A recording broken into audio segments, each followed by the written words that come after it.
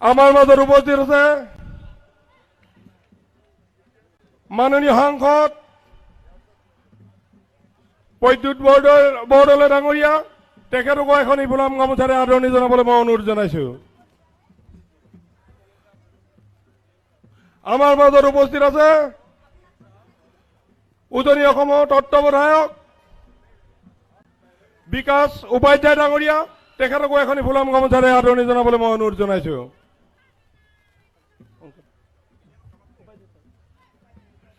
আমার মাজত উপস্থিত আছে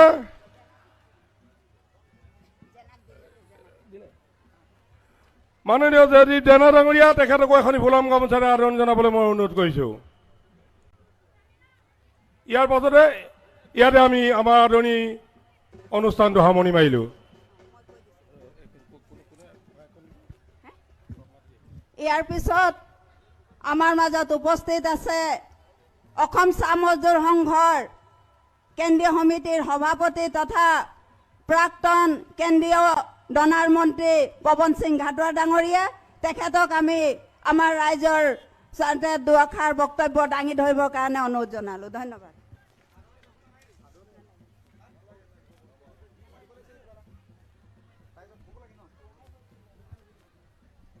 নমস্কাৰ।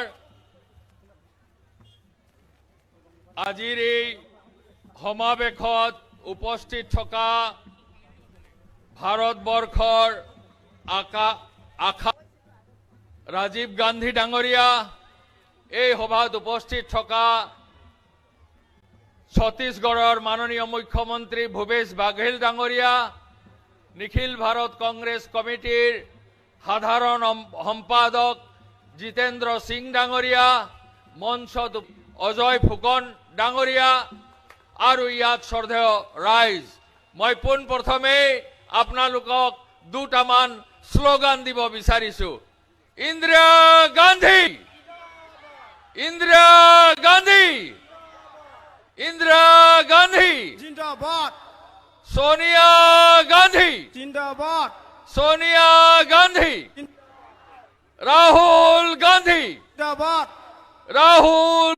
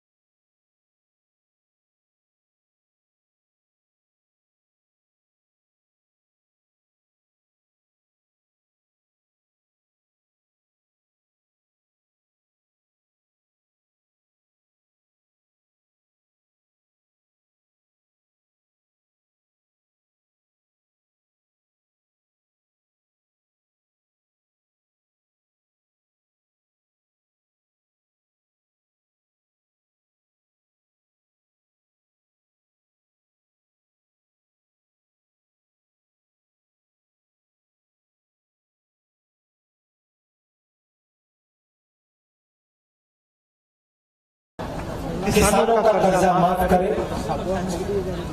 और एनडीए की सरकार किसानों का कर्जा माफ नहीं करने को तैयार थी। यूपीए की सरकार थी तो हमने 70,000 करोड़ रुपए किसानों का कर्जा माफ किया था। ऐसी सभा में मैंने छत्तीसगढ़ में बाकी प्रदेशों में वायदा किया। मैंने कहा कि अगर कांग्रेस पार्टी चुनाव जीतेगी, अगर छत्तीसगढ़ की जनता कांग्रेस पार्टी को अपना वोट देगी तो कांग्रेस पार्टी किसानों का कर्ज माफ करके दिखाएगी। ऐसे स्टेज से मैंने बोला और बीजेपी के नेताओं ने कहा आपको मैसेज किया है, मैसेज ये नहीं होगा। चीफ मिनिस्टर ने आपसे कहा और ये डिवाइस चुनाव जीतने के बाद 212 आपको कुछ जितना हुआ है। 10-15 दिन नहीं लगे, घंटों में छत्तीसगढ़ की सरकार ने, मध्य प्रदेश की सरकार ने, राजस्थान की सरकार ने किसानों का कर्जा माफ करके दिखा दिया। मैं आपसे ये क्यों कह रहा हूं? मैं कह रहा था मेंबर ऑफ पार्लियामेंट 380 रुपए मिलता है। असम में आपको क्या मिलता है? क्या रेट मिलता है आपको? बताइए, जवाब दीजिए। 165 बताइए कितना मिलता है? क्या ये आपको सही लगता है? बढ़ाई लगे बीजेपी की सरकार 165 ना 167 आपके गुवाहाटी के एयरपोर्ट को हिंदुस्तान के सबसे बड़े अरबपति को दे देती है। आपके टी गार्डन्स बाहर के लोगों को दे देती है और आपको अपनी मजदूरी के लिए 167 रुपीज मिलता है। क्या ये आपको सही लगता है? सही लगता है आपको ये? अगर सही लगता है तो छोड़ देते हैं। सही नहीं लगता ना आपको? अच्छा, आप मुझे बताइए, बीजेपी ने आपको क्या वायदा किया था? क्या रेट देने का वायदा किया था आपको? 351 कितना? 351 351। आपको 351 रुपए मिल रहा है? उन्होंने आपसे झूठ बोला? झूठ बोला ना? अब मैं आपको गारंटी दे देता हूँ। जो मैंने गारंटी छत्तीसगढ़ में दी थी, आप अच्छी तरह से सुन लीजिए। हाँ बोलिए जी। कुछ भी हो जाए, मुझे कोई फर्क नहीं पड़ता। अच्छा, कुछ भी हो जाए, कांग्रेस पार्टी के चुनाव जीतने के बाद यहाँ पे आपको 365 रुपीज मिलेगा। कोई भी कुछ कह ले, मुझे कोई फर्क नहीं पड़ता। कोई कुछ कह ले, मैं आपको इस से गारंटी दे रहा हूं। आपने सरकार बनाई, 365 रेट आपको मिलेगा। मैं समझता हूं कि टी गार्डन के मालिक हैं, उनको लगता है कि उनके लिए मुश्किल होगी। मैं उनको भी आश्वासन देना चाहता हूं कि ये काम सरकार की मदद से होगा और हम आपको गारंटी दे रहे हैं कि 365 रुपीज आपके जेब में जाएगा ही जाएगा। आप मेरे साथ भाषण देने के लिए। मेरा नाम नरेंद्र मोदी नहीं है, मैं झूठ नहीं बोलता हूं। हमने मनरेगा का वायदा किया, मनरेगा करके दिखा दिया। किसानों के कर्जा माफी की बात की, कर्जा माफी करके गारंटी नहीं दे रहे। हम 5 गारंटी दे रहे हैं। सबसे पहली गारंटी कि हम CAA के खिलाफ खड़े रहेंगे और इसको लागू नहीं होगी। दूसरी गारंटी, असम में 5 लाख लोगों को हम रोजगार देंगे। सरकारी जो वैकेंसी है उनको हम पूरा करके भर के आपको देंगे, मगर हम नहीं रुकेंगे। आज की सरकार, असम की सरकार बाहर के लोगों को, अरे माइक बंद है, एयरपोर्ट की गाइडेंस बंद तो था। हाँ, बंद करो ना। पकड़ा रही। हम जो आसाम का है, आसाम की जनता को देंगे। आपकी शिक्षा के लिए, आपके स्वास्थ्य के लिए आसाम की सरकार पैसा डालेगी। नए सरकारी स्कूल, नए सरकारी अस्पताल खोलने का हम काम करेंगे। दूसरी गारंटी, तीसरी गारंटी, 200 यूनिट बिजली का हर परिवार को हम मुफ्त में देंगे।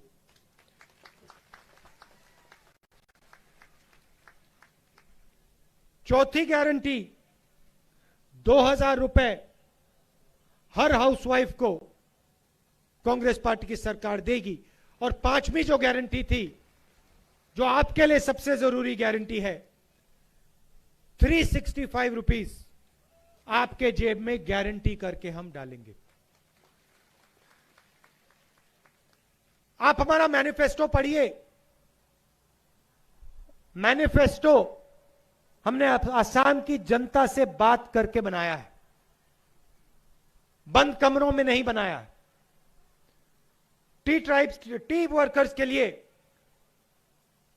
टी ट्राइब्स के लिए हमने आपसे बातचीत करके मैनिफेस्टो में अपने बिंदु रखे हैं।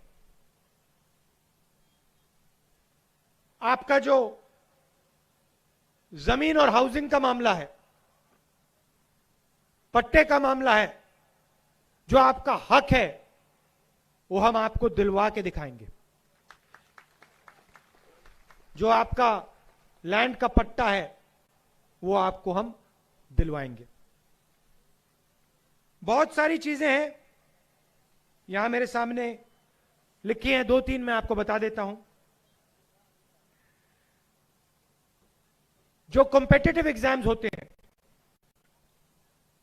अलग अलग इंस्टीट्यूशंस के, आईआईटी के, उन एग्जाम्स के लिए हम आपके बच्चों को फ्री ऑफ कॉस्ट, शायद सबसे जरूरी चीज, टी इंडस्ट्री के लिए, चाय के लिए, हम आसाम में नोटबंदी और जीएसटी का लक्ष्य क्या था?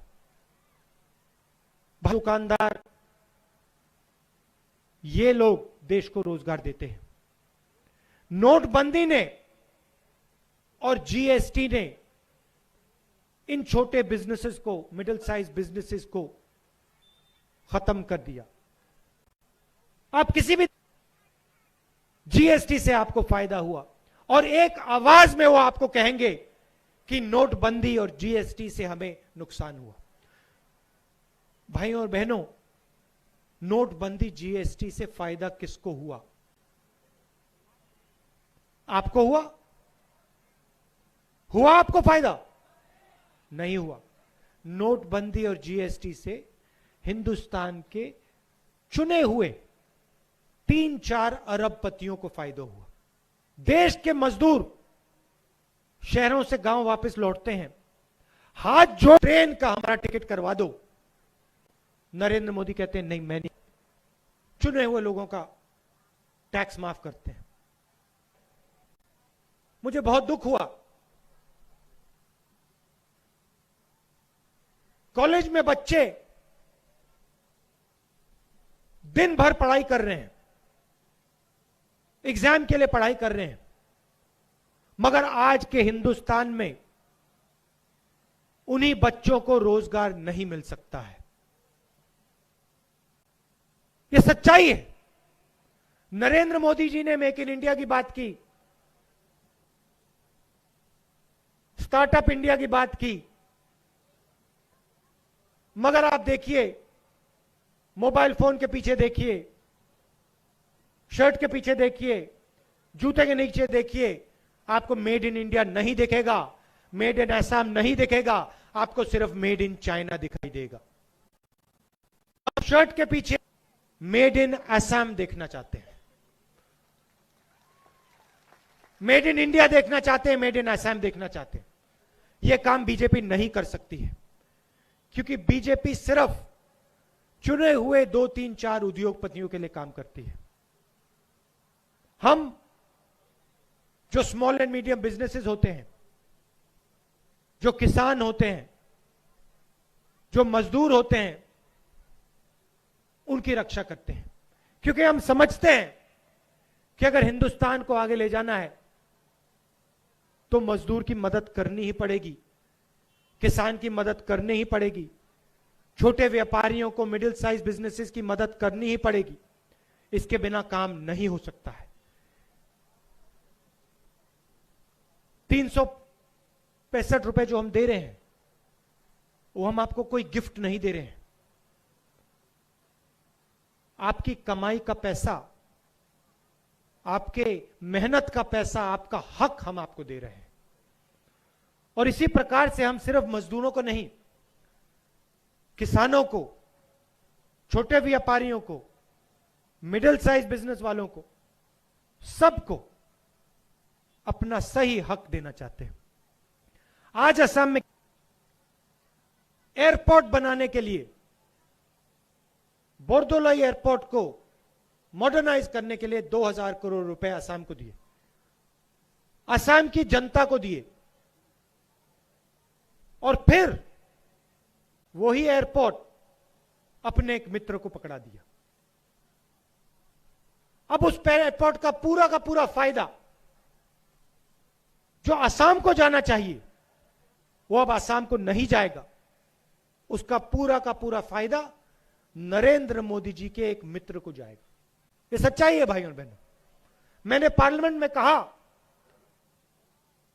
आज हिंदुस्तान को हम दो, हमारे दो चलाते हैं। 4 लोग इस देश को चला रहे हैं और पूरा फायदा उन्हीं 4 लोगों को जा रहा है।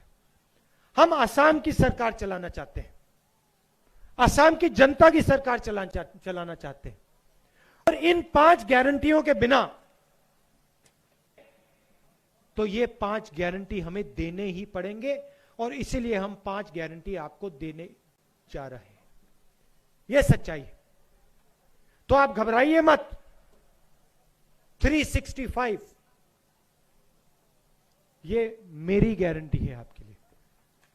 मैं कह रहा हूं आपको कि 365 असम की सरकार, असम का चीफ मिनिस्टर आपको देगा। जैसे मैंने चीफ मिनिस्टर, छत्तीसगढ़ के चीफ मिनिस्टर से कहा